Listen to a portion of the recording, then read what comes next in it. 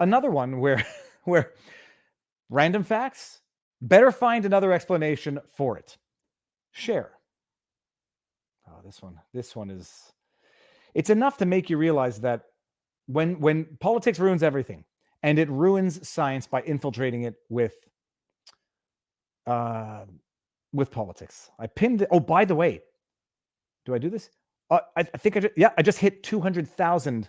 I don't like the word followers, subscribers on the Twitterverse. I don't care. I just like nice round numbers. But thank you all for following me in my journey and my living diary on the Twitterverse. So this is the story, people. The story. Oh, I can't block the one side. Let me just go to the Guardian article. This is the Guardian article, which you're not going to see until I put it here.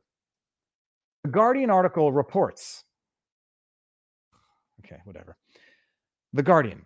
Microplastics found deep in lungs of living people for the first time. Make sure we're seeing the same thing here. We are. Just a very interesting fact. On its face, you'd say, oh, okay, maybe we're inhaling particles that are being blown around in the sky. Which, if it were true, maybe this wouldn't be the first time that we would be finding plastics deep in lungs for the first time. But still, that headline doesn't really tell you much. It looks like you got sand, and looks like you got little pieces of plastic and sand. So maybe people are going to the beach and sandstorms are blowing up, the pulverized plastic bits that we're inhaling into our lungs. Okay, maybe. Why we would be finding them for the first time now, 2022? The article is April 6, 2022. But that's not what's interesting. Particles discovered in tissue of 11 out of 13 patients undergoing surgery. Not a big sample field, but nonetheless a sample field. The particles discovered with polypropylene and PET most common. Okay, interesting thing to note here. It says polypropylene and PET the most common, but doesn't say which one is more common among polypropylene or PET. Okay, just let's what's the word? Let's bookmark that. Let's park that at the side for a second. Doesn't tell you between polypropylene and PET which one's most common. It just says that both of them together are most common. Might there be one that's much more common than the other within the equation of polypropylene and PET? Maybe, but we don't know. At least not, well, read the article. Polypropylene. Here's a good question. Where is polypropylene found? Interwebs, you know where this is going. You know where this is going. Because in an article from the CBC, which I must take here, bring back here, put into here, press enter so that you can see the article from the CBC. This is November 4th, 2020. So about a year and a half ago. November, December, January, February, March. November, December, January, February, March, April. About a year and a half ago. 2020. Polypropylene is now recommended in masks. Should I be concerned? Your mask questions answered. And by the way, just in case you are also asking this, can you kiss someone if you're both wearing masks? Okay. Well, if you ask Dr. Teresa Tam, you should be wearing a mask to kiss someone. You should be wearing a mask during sexual activity because that makes absolute total scientific sense. You could put the P to the V or the, whatever your bits are together. Exchange bodily fluids, every other part of your body, the sweat, the other stuff that goes into sexual activity. But don't you dare take off that mask because that's how the Rona is spread. So I have never asked this question. I have only asked how demented does someone have to be to ask if you can kiss someone if you're both wearing that?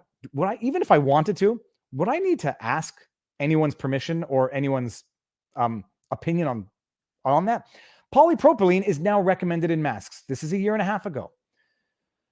We're answering your questions. Canada's chief public health officer recently released updated recommendations for non-medical masks while winter is approaching, yada, yada, yada.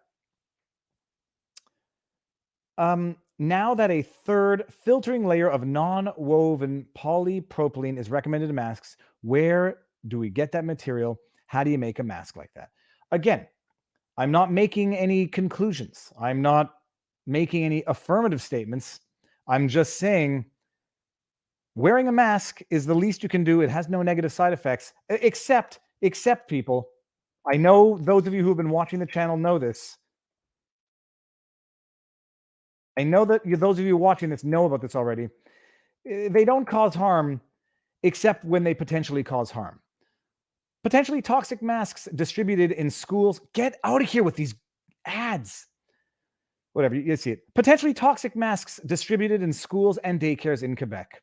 Gray and blue SNN 20 whatever should no longer be used. Warn Quebec and Ottawa. One model of masks distributed to Quebec schools and daycares may be dangerous for the lungs as they could contain a potentially toxic material, according to a directive sent out by the provincial government on Friday. This is from March 2021. And I remember this because I remember someone who I know who's in the field of the institution sobbing on my shoulder because this person had been using a mask for months and noticed what they felt to be the sensation of cat hairs in the back of their throat. I remember this. So, but don't worry, they caught that problem and they recalled it. You know, back in December, the government revealed that masks it had been distributing, and by the way, it had not just been distributing them, it had been compelling the daycare teachers and the kids to wear them. They couldn't even bring their own from home. They were compelled to wear these. The Quebec government revealed that masks it had been distributing for months to more than 15,000 daycares across the province did not meet safety standards, and daycare staff were ordered to stop using them. They were ordered to stop using the potentially toxic masks after they were ordered to use the potentially toxic masks. Between May and November, the Ministry of Health, straight out of Orwell, distributed 31.1 million masks throughout the network to protect staff, but they were determined to be unfit for use. So it was the second time that it actually happened. Unfit for use. I don't know if that means potentially toxic. So masks, and I'm asking the question, how do I get this here? I'm asking the question, they're not harmful except when they're potentially harmful. And now we're finding, just coincidentally, a year and a half after polypropylene masks were recommended and being used en masse, now we're seeing for the first time ever polypropylene and PET being found in the deep lungs of humans for the first time. And now remember what I said about let's shelve that idea about the polypropylene and PET, because this is the one where, like, PET, just throwing this out there, PET plastic. Where do you find PET plastic? Look, I'm gonna have to spoil the surprise because I know where you find them. You find them in shields. Now, I don't think people are licking their shields or eating their shields or shredding them and inhaling the particles, but it's just to highlight what I was suggesting, that when it says, the article, that it's polypropylene and PET, I'd be curious to know the breakdown, because if I'm venturing a guess, I suspect we'd be seeing much more polypropylene than PET in that breakdown. But once upon a time, if you toxic the masks are harmless, you should just shut up and wear them. It's the least you can do. And now we've been demonetized. Shut up and wear them, because they can't do any harm unless they're potentially toxic masks that the government made you wear that have graphene particles in them. Then they could be potentially harmful. Other than that, shut your mouth and wear them. And look at this. A year and a half down the line, we're finding the very same plastics that are in these masks deep into the lungs of humans for the first time. Plastics in the environment have been around for a long time. The great plastic garbage patch off the Pacific coast, which many people think is like an accumulation of bags and like toilet bowls and whatever. What is it called? The great garbage patch? I'll Google it in a second. It's actually totally emulsified. You wouldn't notice that you're going through the great garbage patch, the great plastic patch, if you didn't sample the water. It's particularized, pulverized plastics in the water. That's been around for a long time. So when I hear now that polypropylene, the very same material that we're finding in masks that were mandated in 2020, it's found for the first time, I'm putting my own dots together, but it's up for you what you decide to put together at the end of this. Let me see what the chat has to say. The aggregate knowledge of the internet is greater than any one individual. Several fertilizers and meat processing plants have been destroyed by arsonists here in the US over the last 18 months. Any in Canada? That's the first I've heard of this in the States. I have not heard of this in Canada. I've heard of churches being burnt and vandalized by arsonists, but not I want, but no, sorry, I just read a chat out loud. But no, I haven't heard about meat plants or anything.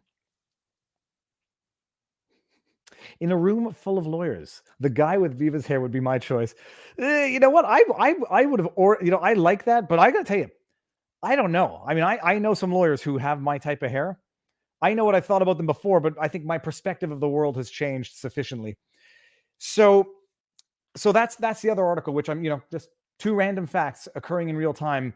But hold on, actually, we should bring up the article because I want to see what they were saying in the article. I believe they're blaming it on environmental factors. So let's just go Twitter, Viva Fry. I believe they're blaming it on environmental factors, but let's just read the article for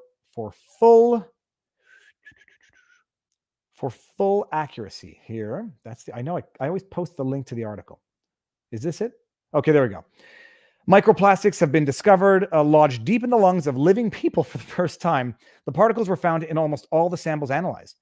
The scientists said microplastic pollution was now ubiquitous across the planet, making human exposure unavoidable and meaning there is an increased concern regarding the hazards to health. So here, interesting, we have them recognizing, we have the doctors recognizing polypropylene. Yeah, we have the doctors confirming polypropylene particles in your lungs is a potential health hazard. Now they're saying it's plastics. So what did they say? Microplastic pollution was now ubiquitous. I guarantee you, people, if you look up microplastics pollution, you'll notice that it predates 2022 by a lot. It's now ubiquitous is true. It's like Mitch Hedberg said, I used to do drugs. I still do, but I used to as well. They're now ubiquitous. This is true, but they were ubiquitous for years prior. So this is the mental gymnastics to try to find, try to attribute this new problem to a new problem where the new problem is actually not new at all. Therefore, if there's a new problem now that is new now, you might conclude that it has nothing to do with the problem that has existed for a fair bit of time. For us only now to be discovering plastics deep in the lungs of living humans. I love living people. I love it because you find plastics deep in the lungs of dead people sometimes, not living people. But it's a new problem for the first time. And now they're just purporting that, microplastics pollution is now ubiquitous. True, it's now ubiquitous, but I suspect it's been ubiquitous for a long time. Samples were taken from 13 patients, yada, yada. People were already known to breathe in tiny particles as well as consuming them via food and water. Okay, so here's a question that I would have for the expert. Even if I were to consume microplastics via food and water, why would they be ending up in my lungs then? If I consume them via food and water, I might expect an accumulation in my gut. I might expect blockages. I would expect it in my stomach, esophagus, trachea, whatever. If I'm consuming the microplastics via food and water, I would ask the expert, but I would suspect I would not find them deep in my lungs. I suspect. Maybe I'm wrong. Maybe if you're drinking water and you inhale the vapors of the water, you're inhaling the microplastics. Maybe. But that would be my question for the expert. Hypothetically expert, because experts are always there to give their opinions and only their opinions. Hypothetically expert. If all I consumed by way of microplastics pollution, if the only way I consumed it were in food and water, would you expect to find any of it deep in my lungs? That would be my hypothetical question of the expert's opinion as an expert, and I would like to know what that answer would be. Microplastics were detected in human blood for the first time in March. For the first time. After this, remind me, I'm going to go and see how long, when we could find the first scholarly article on microplastics pollution. Found in the human blood for the first time in March, showing the particles can travel around the body and may lodge in organs. Okay, so here's what the answer might be. If you consume the microplastics through food, it gets into the blood, it ends up in your lungs because that's where your blood goes to take away the oxygen. Okay, maybe that would be the explanation. But researchers are concerned as microplastics can cause damage to human cells in the laboratory, and air pollution particles are already known to enter the body and cause millions of early deaths a year. I'm noticing a trend in these two articles. Let me just see something here. Does it even talk about masks in this article? It does not even mention the word mask once in this article. Let me see where here we go. A U.S. study of lung cancer patients in 1998 found plastic and plant fiber, such as cotton, in more than 100 samples. In cancer tissues, 97%. Okay. Huge amounts of plastics are dumped in the environment, and microplastics contaminate the entire planet, from the summit of Mount Everest to the deepest oceans.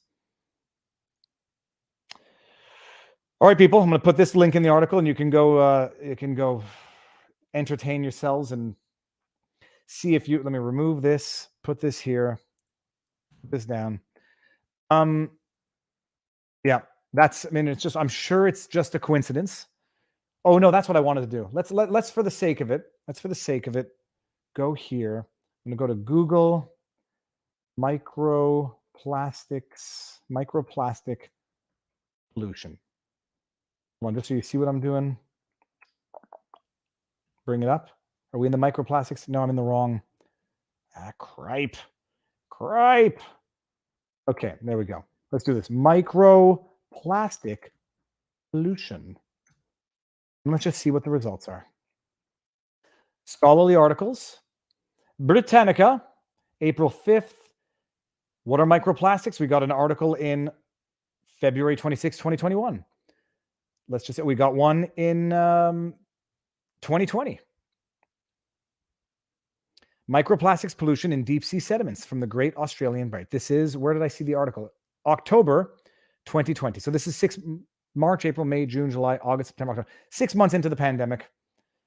Let's see if we've got anything pre-pandemic. I'm sure we do. I just don't know how to look it up. Microplastics pollution in a rapidly changing world.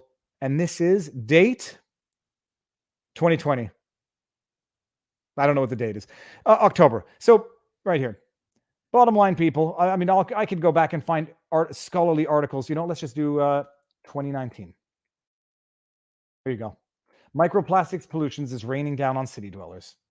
Ugh, I'm not happy with cookies, but I'll do it anyhow. This is from 2019 article, people. Microplastics pollution is raining down on city dwellers. And yet, despite this, 2022 is the first time, according to this article, that they're discovering polypropylene, whatever the plastic was, deep in human lung tissues. The plastic particles were being discussed well before the World Wide Web. Anyways, yeah.